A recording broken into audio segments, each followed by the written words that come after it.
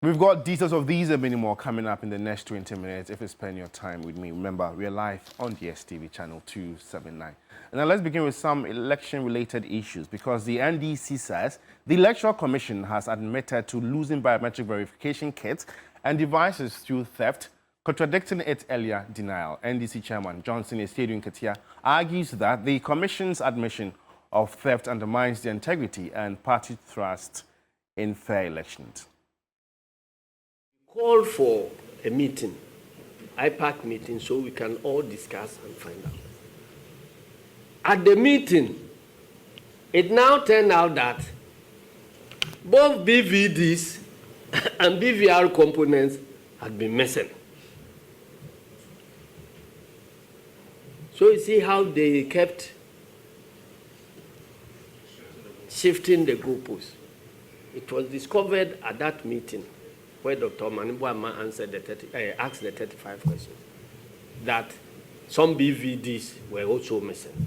And then they said that, oh, they were destroyed in some constituencies. They mentioned Takwa and some other places. Then we said, if they were damaged, at least we can, you must show us the debris. Then they turn around now to say that they were not damaged, they were missing. So now, beginning from 5 BVRs, which BVDs, which they denied, it has turned out now that I think 7 BVRs cannot be accounted for, and then two or three or so BVDs can also not be accounted for. So that is the commentary of the honesty or otherwise of your commission. And the opposition National Democratic Congress, NDC, says it is determined to continue its pursuit of recording serial numbers of BVR kits used in the limited voter registration exercise. Addressing a news conference, the party stressed that action is born out of transparency ahead of the December 7 polls. Even before the NDC would address the media, the Electoral Commission would issue a press statement announcing its decision to decline the NDC's request. The Commission stated allowing political parties to record the serial numbers of the BVR kits would compromise kit security, result in targeted manipulation risk, phishing and fraud, and operational integrity. For the NDC, they have already been recording the serial numbers, hence the EC's latest rejection will not stop them. Party Chair Johnson Estiedu Nketia argues recording the numbers will enhance transparency and fairness. We wish to serve notice, and notice is hereby served, that NDC registration agents across the country will resist the EC's clandestine attempts aimed at diminishing transparency in the voter registration exercise. Let me emphasize that our agents must activate the party's high-tech application systems to transmit all serial numbers of BVR kits in their district and electoral areas to the National Elections and IT Directorate of the party, with or without the approval of the Electoral Commission. He warned the party will not be victims of peace, calling on right-thinking groups to demand fairness. Let me use this opportunity to repeal our call to the Ghanaian population, particularly through the civil society organizations, chiefs, opinion leaders, leaders of faith-based organizations, etc., to join us to demand more transparency and fairness, which is a necessary precondition for peaceful elections. Anybody who is interested in peaceful elections must begin demanding transparency and fairness in the elections. And meanwhile, member of the Election Observer Body, Kodeo, says both the NDC and the EC must find ways to build trust to resolve these differences. You want to promote as much transparency as possible so that you do away with fears of all election stakeholders, which NDC is key. But at the same time, we also need to be very cautious of the kind of demands that we make. What is the NDC looking for? Is it about transparency? If it's about transparency, what happens at the registration centers where the actual registration happens, provide enough room for transparency and even accountability. Your party agents are there at the start of polls. They are there at the close of polls. They have the right to record every information. They have the right to take note of all people who come to the registration centers to register. At the end of the day, you can get data from the registration officers as to the number of people who have registered. When you go to the district centers, they can also provide you some of this information.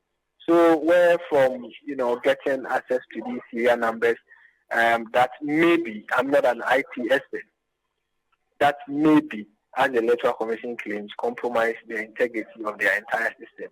So I think we should tread cautiously, even though we want to demand more transparency and accountability. We shouldn't, shake the system to the extent that we may end up jeopardizing the integrity of the system we have put in place around voter registration. Well, let's still stay on the limited voter registration exercise, because political party agents at the ongoing limited voter registration have warned that while the offline voter registration is ensuring a smooth process, it may also lead to multiple registrations. District electoral officers have been instructed to transition to offline mode due to numerous challenges reported in recent days. The Electoral Commission has faced network challenges during the limited voter registration, forcing district officers to switch to offline registration instead of online, resulting in a smoother process. Most centers visited were relatively calm, with the usual chaotic scenes absent. This is a data entry machine, and Collins here mans this very machine, and he tells me that with the offline mode, it's quite smooth compared to the online one, and you can take let's say 15 minutes to attend to an applicant using the offline mode. But with the online, it takes more than 30 to 40 minutes. Left for him, the offline mode should be adopted, but it doesn't lie in his power to call for that, but it should be a policy direction by the Electoral Commission. But political party agents are expressing concern about the potential for multiple registrations. The offline too has its own challenges, as usual. But we thought maybe going offline, maybe we'll be able to register some people. But the EC, they are going to suffer at the end of the day, because some things will be happening, which because of its offline, they will not detect it until fixing their machines for online, and that's why they will detect it. Maybe probably by then some people have already registered, and maybe they did their double registration and stuff, so they've already gone. For the offline mode, well, it's okay once there are internet issues, and for registration to go on smoothly, the EC should go on offline. I think that we are okay with that. We are only concerned about the implications after the offline mode, because the very moment we are done with the offline and they want to transition to the online, what happens? We don't want the situation where there will be some double registration and all that. NDC parliamentary candidate for Ayawasu West Wuogon, John Dumelo, called for an extension of the duration for tertiary students. For me, my main concern is the university campus, especially Legon campus. You have thousands of students who are eligible voters. You have thousands of students who are first-time voters. As we speak, only about close to only 300 out of maybe over 7,000 have been registered, and today is the last day for the campuses. And I think that it is something which is of great concern to us, that they should be able to extend, especially Legon campus, so that most of the students will be able to register. If not, they'll be disenfranchised. Registrants are excited about having their names recorded in the electoral roll, as many factors will influence their final decision on who to vote for. I'm 18 years of age. That's the first point. it's my right to vote. The person I'm going to vote for, I'm going to look at the person's manifesto first and how the person can develop our mother Ghana. As a new voter, I think my vote counts to make a difference. Any person that could bring changes to what I'm seeing, yeah. The Electoral Commission has assured stakeholders that if there is a backlog at the end of the 21-day period, the exercise will be extended beyond the May 27 deadline. George Quinnin, TV3 News, Accra. Well, if you just tune in, you just know that you're watching the first news bulletin of the day on TV3. In more news this morning, flag bearer of the New Patriotic Party, Dr. Mahmoud Bawumia, has hinted that the next NPP government will employ 1,000 teachers for students with special needs. Speaking at a town hall meeting dubbed Youth Connect in the Bodun region, Dr. Bawumia said this is key to improving on Ghana's inclusive education policy. There are high 1,000 special needs teachers. Na abua nipa omo special needs no ewo Ghana. Also, persons with disabilities will get free tertiary education under my government. They will all get free tertiary education. Yeah, be changing your import duty regime. Your import duty regime no say we are moving to a flat tax regime.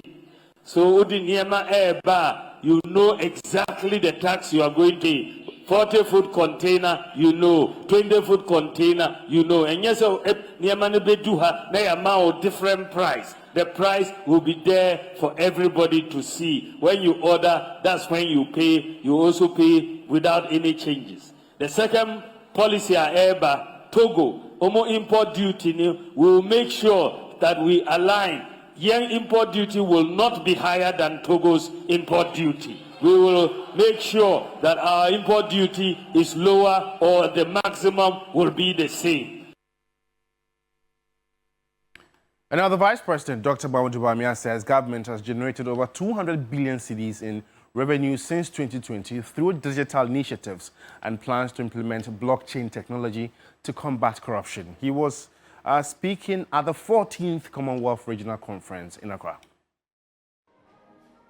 Dr. Mahamudu Bawumia highlighted the significant impact of corruption on Africa, citing a World Bank report stating that it leads to over $1 trillion in losses. He stated that the government's digital initiatives have saved revenue by eliminating over 44,000 ghost workers from the payroll system, resulting in the savings of over 359 million cedis. Adding that the government introduced the Ghana.gov platform in 2020, enrolling 150,000 agencies and removing 29,000 pensioners from the SNIT's payroll, saving the country over 480 million cedis annually. Another example, ladies and gentlemen, is the implementation of the Ghana.gov platform, which I talked about, the one-stop platform for government services, which since 2020 has enabled government to collect a total of 201 billion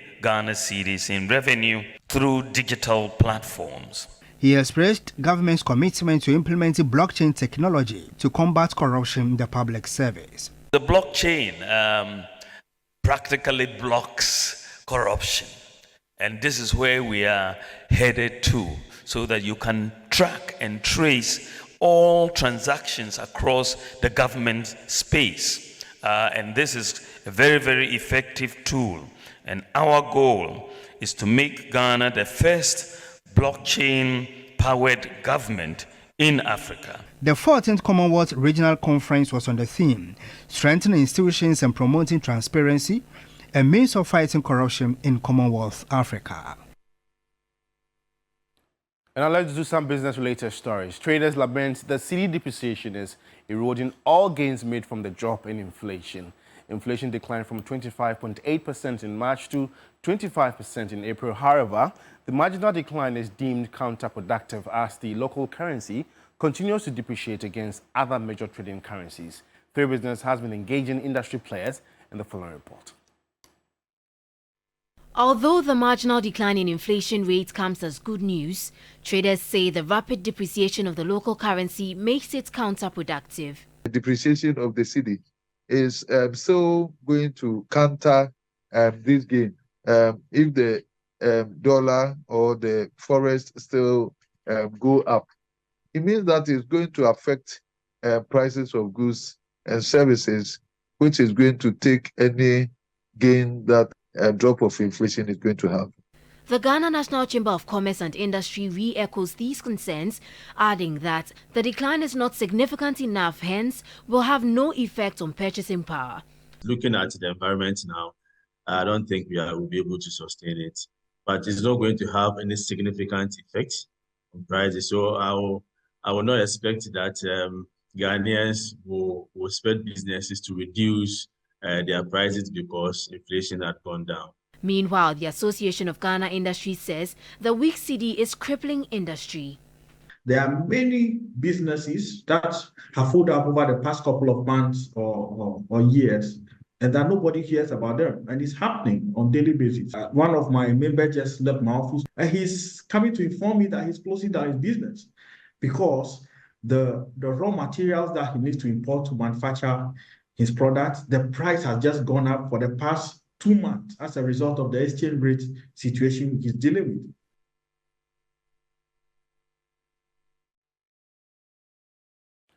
Well, on that inflation note, we end the morning news. For more news updates, you'd want to log on to our website at 3news.com. Thanks for watching. In a world where you can be anything, just be kind. It costs nothing to be kind. Have a good morning.